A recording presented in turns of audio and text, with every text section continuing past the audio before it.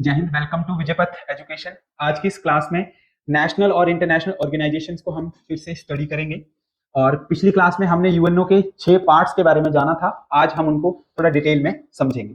आप देख सकते हैं संयुक्त राष्ट्र संघ के मुख्य 6 अंग मैंने आपको बताए थे, जिसमें सबसे पहले आता है संयुक्त राष्ट्र महासभा, दूसरा है सुरक्षा परिषद, नेक्स्ट इज आर्थिक और सामाजिक परिषद जिसको हम इकोनॉमिक एंड सोशल काउंसिल के साथ जानते हैं, नेक्स्ट इज संयुक्त राष्ट्र न्यास परिषद, यूनाइटेड नेशन ट्रस्टशिप काउंसिल, उसके बाद अंतरराष्ट्रीय न्यायालय, international court of justice, and last है आपके पास 6th अंग संयुक्त राष्ट्र सचिवालय, यानी कि सेक्रेटरी जो डेली के मुद्दों के ऊपर काम करता है।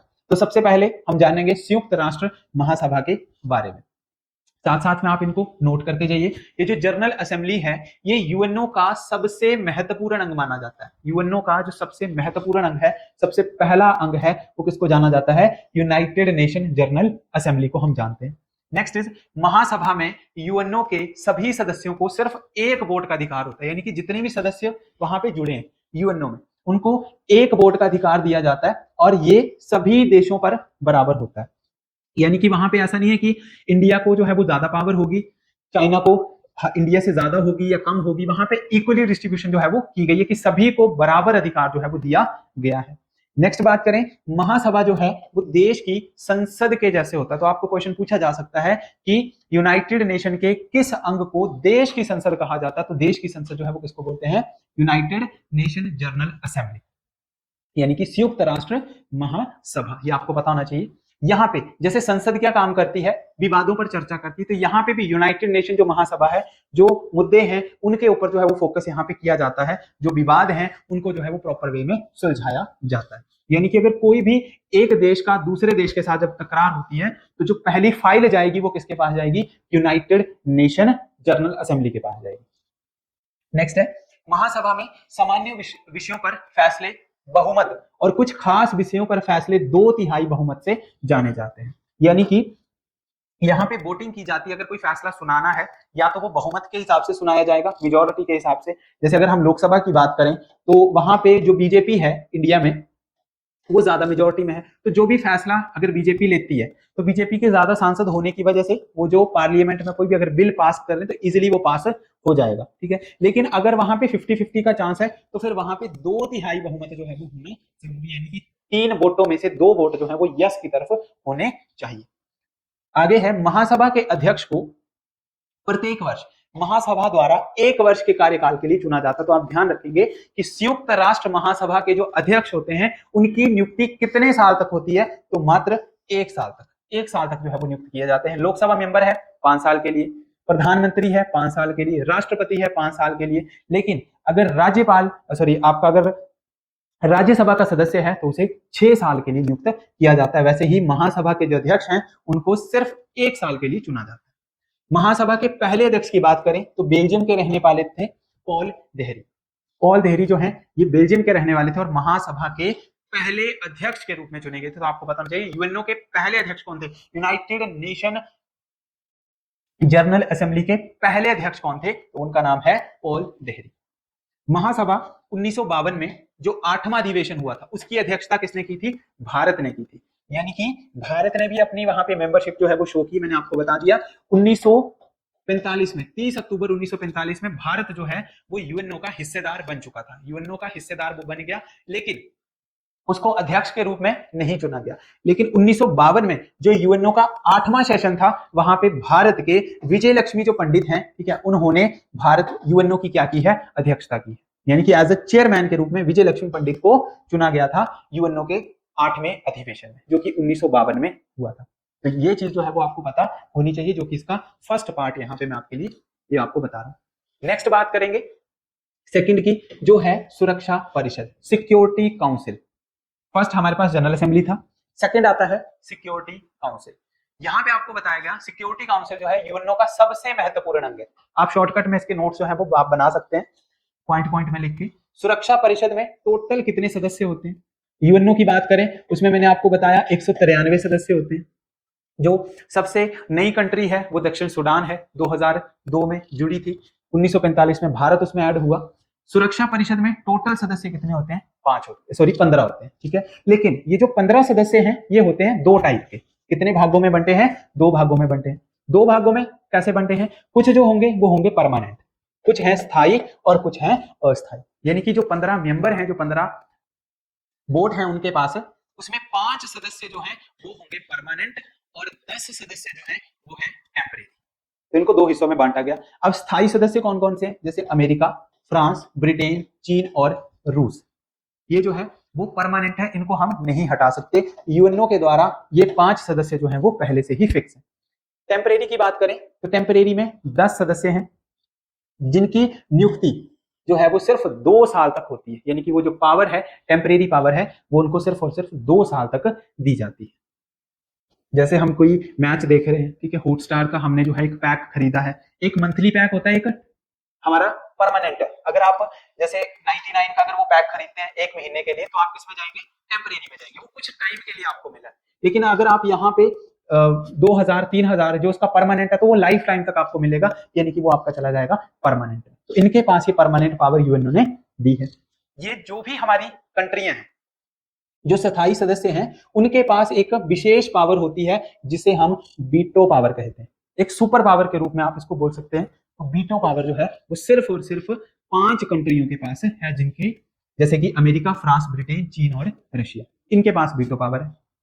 वीटो पावर का प्रयोग करके स्थायी सदस्य की भी प्रस्ताव को रोक सकते हैं या फिर सीमित उसको कर सकते हैं। यानी कि वीटो पावर से क्या होगा कि अगर कोई काम में उनको लग रहा है कि कोई चीज बाधा बन रही है, तो अपनी वीटो पावर का वो क्या कर सकते हैं? यूज कर सकते हैं। तो उस वीटो पावर से क्या होगा? वहां पे किसी प्रस्ताव को वो होल्ड कर सकते हैं, रोक सकते हैं, ठीक है, या फिर उसको पूरी तरह से निग्लेक्ट वो कर सकते हैं। यानी कि ऐसी सुपर पावर उनके पास वहां पे मिली हुई है। संयुक्त राष्ट्र चार्टर के तहत, यानी कि इनका अपना ही कॉन्स्टिट्यूशन है। हम ये नहीं बोल सकते कि भारत का संविधान ये बोलता है तो यूएनओ का क्या बोलेगा। यूएनओ का संविधान उनके अपने लेवल के हिसाब से, तो उसके चार्टर के तहत अंतरराष्ट्रीय शांति और सुरक्षा इसकी प्राथमिक जिम्मेदारी है। यानी कि आपको ये बताया जाता है कि यूएनओ में जो सिक्योरिटी काउंसिल है या फिर जो वीटो पावर जिन देशों के पास मिली है, उनका फर्स्ट काम क्या है? प्राइमरी रिस्पॉन्सिबिलिटी उनकी क्या है कि अंतरराष्ट्रीय शांति और सुरक्षा को बनाए रखना, किसी भी तरीके से सिक्योरिटी और पीस को उन्होंने बनाए रखना है। तो ये आपका सेकंड है सिक्योरिटी काउंसिल। नेक्स्ट पे आते हैं। सिक्योरिटी काउंसिल में ही हम कुछ चीजें और डिस्कस करेंगे। भारत ने वर्ष 2021 में 8वीं बार एक अस्थायी सदस्य के रूप में भागीदारी निभाई थी। मैंने आपको बताया कि टोटल 15 सदस्य होते हैं, 15 में से 5 जो है वो है परमानेंट और 10 जो है वो है टेम्परेरी। तो भारत परमानेंट में ना होके टेम्परेरी में कहीं ना कहीं पे उसने स्थान अपना हासिल किया है। और 2021 में भारत ने सबसे लास्ट टाइम, ठीक है, 2025 चला है, तो लास्ट जो भारत ऐड हुआ था इसमें सदस्य के रूप में वो 2021 में हुआ था। और कितनी बार? 8वीं बार यहाँ पे उसने सदस्य के रूप में अपनी हिस्सेदारी जो थी वो ली थी। लेकिन कौन सा सदस्य था? टेम्परेरी, अस्थायी सदस्य के रूप में वहां पे उन्होंने हासिल की। 2 वर्ष के लिए जो है वो वहां पे चुना गया था। क्योंकि अभी मैंने आपको बताया कि जो अस्थायी सदस्य होते हैं वो सिर्फ और सिर्फ कितने साल तक चुने जाते हैं? 2 साल तक। अगर 2021 में भारत को चुना गया तो 2021 से लेकर 2022 तक, 21 और 22 जो है वो भारत के पक्ष में रहे। नेक्स्ट बात करते हैं। जनवरी 2021 में यही सेम आपकी लाइन है, भारत 8वीं बार सुरक्षा परिषद का टेम्परेरी मेंबर जो है वो बना और इसका जो कार्यकाल है वो दिसंबर 2022 में खत्म हो गया। यानी कि 2021 में ये स्टार्ट हुआ, जनवरी 2021 में, और ये आपका कब तक चला? दिसंबर 2022 तक जो है वो चला, कुल 2 साल तक। ये भी आपको बता दिया। जो सिक्योरिटी काउंसिल में टेम्परेरी मेंबर चुने जाते हैं वो कितने साल के लिए नियुक्त होते हैं? वो होते हैं सिर्फ और सिर्फ 2 साल के लिए नियुक्त। इससे पहले आपको पता होना चाहिए, जैसे भारत ने 8वीं बार यहाँ पे सदस्यता ली है, तो इससे पहले कब कब भारत बना है? तो 1950, 1951, ठीक है, ज्यादा डिटेल में आप ना लिखें तो फर्स्ट आप लिख सकते हैं कि जब भारत आजाद हुआ, ठीक है, उसके साथ ही जब पहले इलेक्शन हुए 1951-52 में, तो उस टाइम पे 1950-51 में जो है वो भारत ने यूएनओ के जो सिक्योरिटी काउंसिल है वहां पे टेम्परेरी मेंबर के रूप में अपनी जो सदस्यता है जो प्राप्त की थी। उसके बाद 67 में, 72 में, 77, 84, 91, फिर 11, 12 में, और लास्ट जो है वो 2025 से पहले 2021 में अपनी सदस्यता टेम्परेरी जो है वो ली है। नेक्स्ट थर्ड पे आते हैं, वो है आर्थिक एवं सामाजिक परिषद। ये इसका तीसरा अंग है जिसको इकोनॉमिक एंड सोशल काउंसिल के नाम से हम जानते हैं। आपके नाम से ही पता चल रहा है किस चीज के ऊपर काम करेगा, इकोनॉमिक और सोशल, यानी कि सोसाइटी में क्या क्या ऐसे मुद्दे हैं आर्थिक रूप से कहां पे किसको फंड की जरूरत है, ये काम इसी का है। स्थापना की बात करते हैं, 1945 में इसकी स्थापना हुई। वर्तमान सदस्य जो हैं वो हैं 54। अगर पिछले सदस्यों की बात करें यूएनओ में तो वो मैंने आपको बताया 193। सिक्योरिटी काउंसिल की बात करें तो टोटल 15 सदस्य हैं, जिसमें कुछ टेम्परेरी और कुछ परमानेंट होते हैं। और थर्ड में जो मेंबर हैं वो है टोटल 54। बैठक इस परिषद की जो है वो साल में 2 बार होती है। साल में 2 बार जो है उनकी बैठकें होती हैं। एक होती है जुलाई में, जुलाई में कहां पे होगी, जिनेवा में। और एक होगी अप्रैल में, अप्रैल में कहां पे होगी, न्यूयॉर्क में। तो 2 बैठकें जो है वो इनकी मुख्य रूप से होती हैं।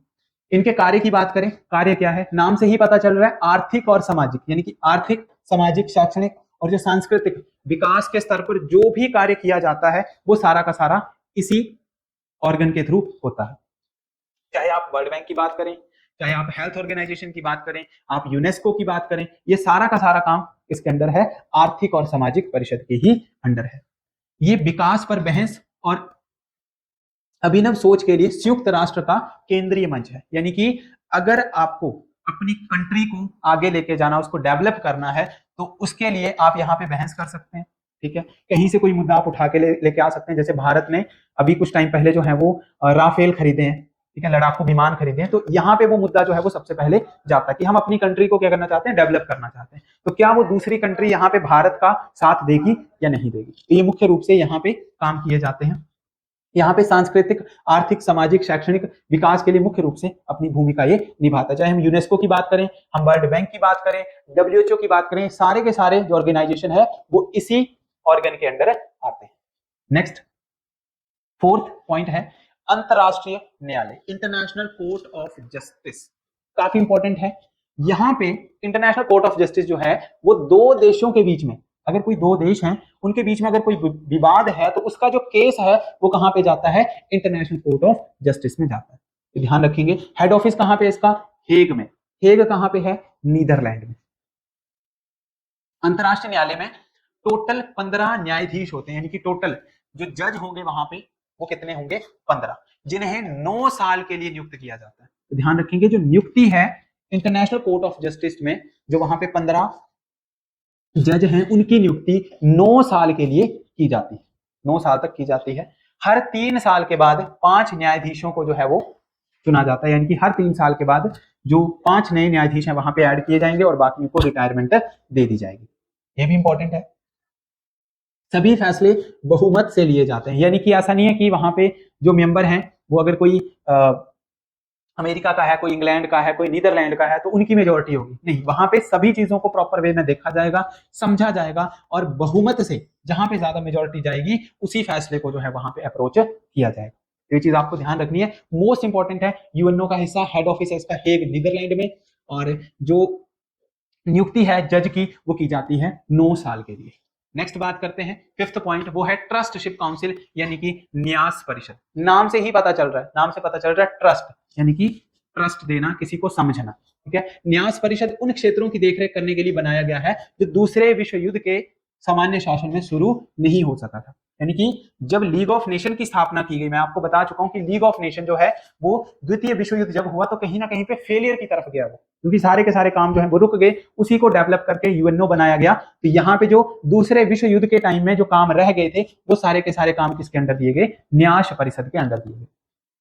इन क्षेत्रों का संपूर्ण देखरेख करना, जो भी काम शुरू नहीं हो सके थे सेकेंड वर्ल्ड वॉर में, जो कि 1939 से 1945 तक जो काम लिए गए थे सेकेंड वर्ल्ड वॉर की वजह से नहीं हुए, तो ये सारा का सारा काम इसी काउंसिल को दिया गया।